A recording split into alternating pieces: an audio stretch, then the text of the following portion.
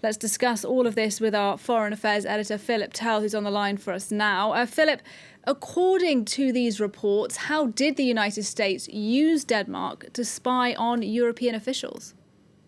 So if you go back to 2013 and the fleeing of Edward Snowden, the American whistleblower who gave information saying that the US was spying on many people around the world via internet and phone tapping, that led the Danish authorities to launch an inquiry in 2015. That inquiry was called Dunhammer.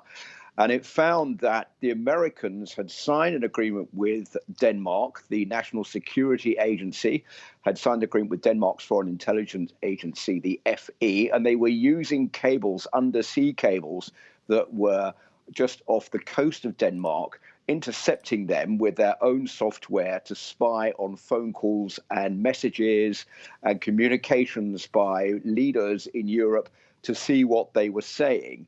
Now, that report was in 2015. It was a highly controversial report in Denmark. It has never been released. And it's only since 6 people who had access to that report went public with it at the weekend, spoke to one of Denmark's broadcasters called DR, which has released details of what they saw in that report, that we now know all these years later about what has actually happened.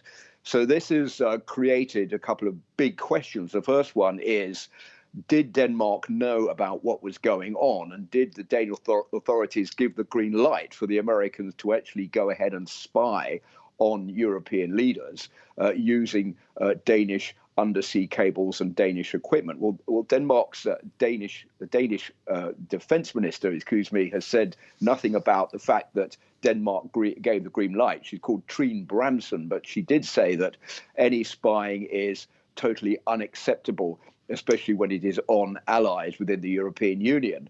As for FE, the Danish intelligence agency, and the NSA, for the moment, neither of them have said anything about what has been going on. Has there been reaction today from other EU countries allegedly caught up in this? Well, yes, there has, Nadia. There's been quite a lot of reaction, in fact, from other EU countries, and most of it pretty angry. What we don't know, which is very interesting, is apart from several German officials who were spied on, you mentioned one of them, Angela Merkel, but there was also the former Foreign Minister Franz-Walter Steinmeier and the former opposition leader Pia Steenbrück, who's come out and said this is a scandal.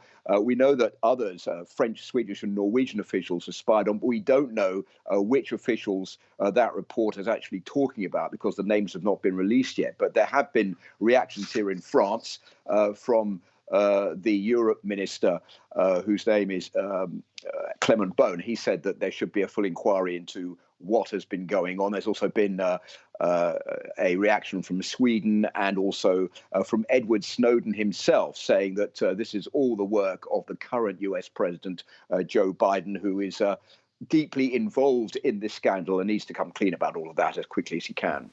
Philip Turle, thank you very much indeed for your analysis today.